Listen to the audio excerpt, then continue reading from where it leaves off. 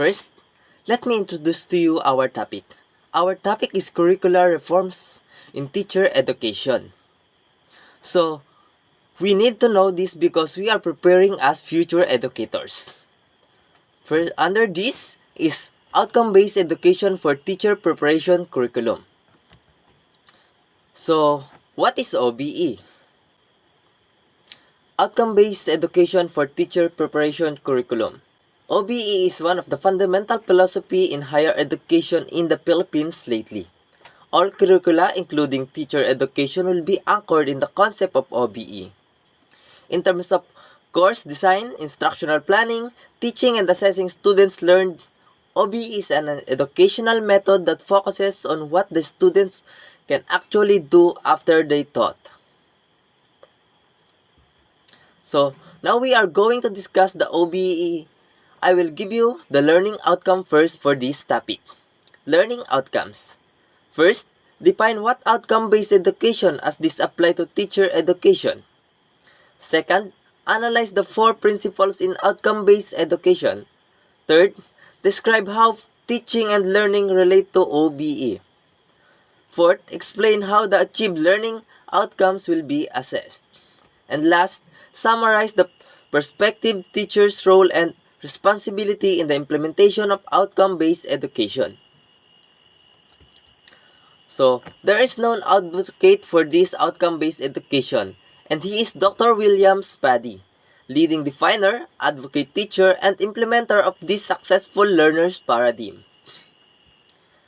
According to Dr. William Spady, 1994, he defined OBE as a early focusing and organizing everything in the educational system around. The essential for all the students to do successfully at the end of their learning experiences. It starts with a clear picture of what is important for the students to be able to do. Then, organizing the curriculum, instruction, and assessment to make sure that learning happens. The OBE is preparing students in life, simply preparing in college or employment.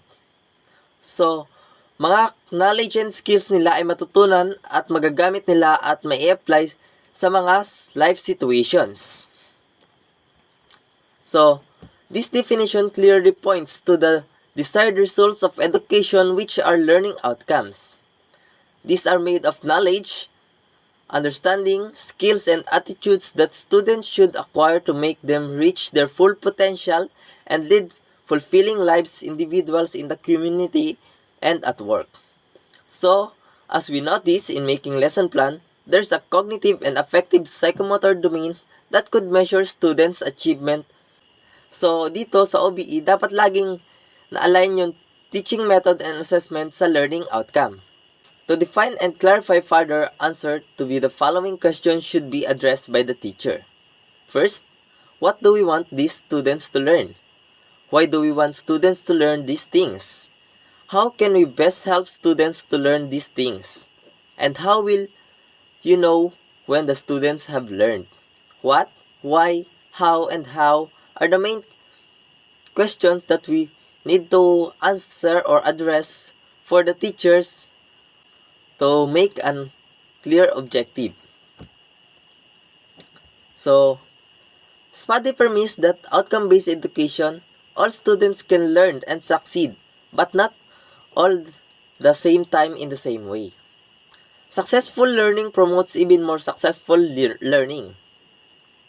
School and teachers control the conditions that will determine if the students are successfully in school learning. There are 4 essential principles in OBE. In order to comply with this premise, 4 principles should be followed in their planning, instruction, teaching, and assessing learning. Principle number 1, clarity of focus. A clear focus on what the teachers want to learn is primary principle in OBE.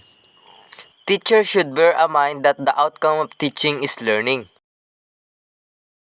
To achieve this, teachers and students should have clear picture in mind of what knowledge and skills values must be achieved at the end of the teaching learning process. This is like looking at a straight ahead so that the target will be reached. So at the very beginning of the lesson, you should know the direction of the discussion, where we can figure out in the intended learning outcomes. Dapat alam na natin yung goal at hindi na tayo mangangapa kung ano ang dapat matutunan ng mga estudyante. Kumbaga, naka-picture out na sa ating isipan kung ano ang gusto nating maituro sa mga estudyante. So, principle number 2, design backwards. This principle related to the first. At the beginning of the curriculum design, the learning outcome has clearly defined. What to achieve at the end of the formal schooling is determined as the beginning. Decisions are always traced back desired results. This means that planning, implementing, and assessing should be connected to outcomes. Here, the desired learning outcomes should always connected to the activities of the students. So in the discussion of the lesson, learning outcomes can happen. Whatever you designing lessons, you should have your goal or objectives in mind. That should be your basis on trying to deliver your curriculum.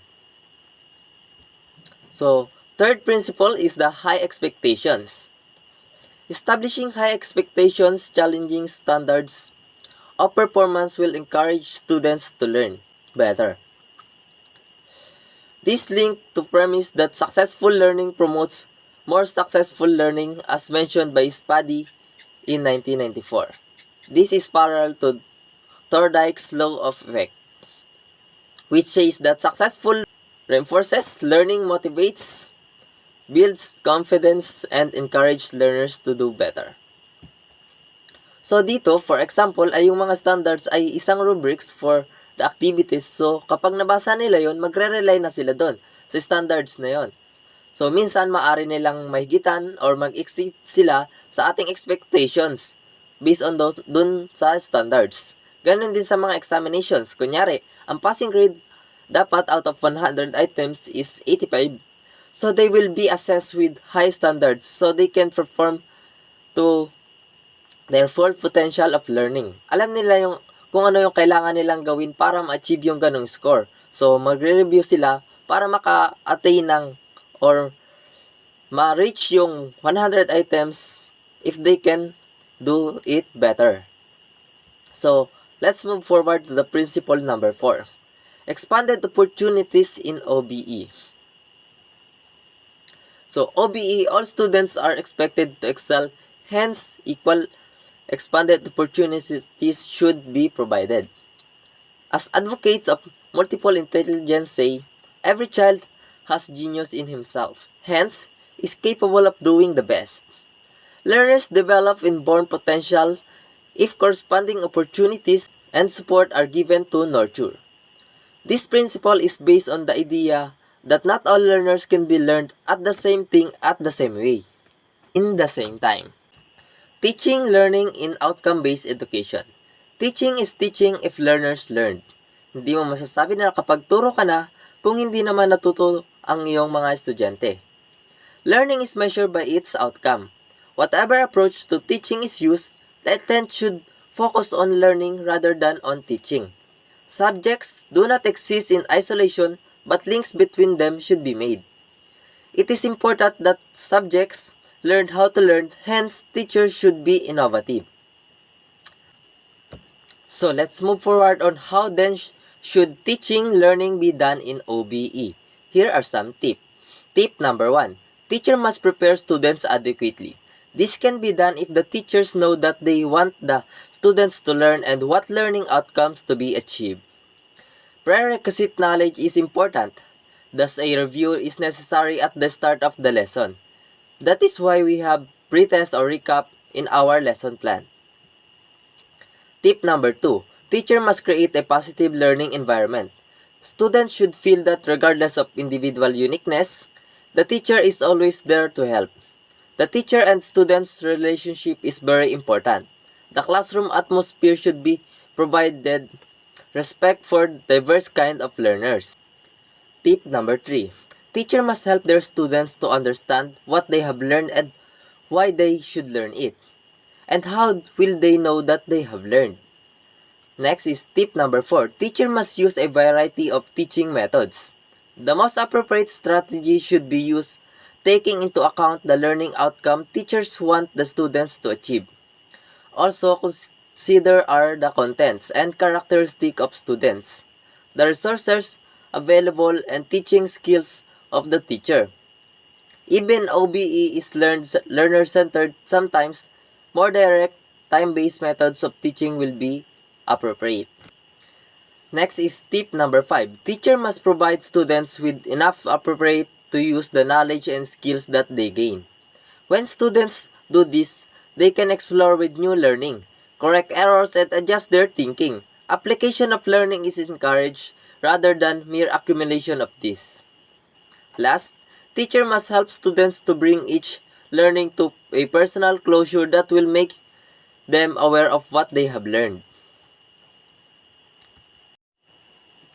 Here are additional key points of OBE which shows the shift from traditional to outcome-based education. So, makikita natin dyan sa table yung kanilang difference. So, in traditional, it is a teacher-centered and their focus is to transmit knowledge, understanding of ideas, and values to students. Assessment is on how the students have received knowledge, and the same curriculum is passed from generation to generation. While in the OBE, it is a student-centered that focus on the teaching and learning activities that require students to demonstrate how they achieve the intended learning outcome. This curriculum focuses on according to the needs of the students today.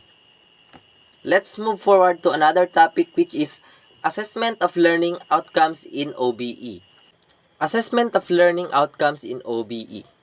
Assessment in outcome-based education should also be guided by the 4 principles of OBE, which are clarity of focus, designing backwards, high expectations, and expanded opportunity.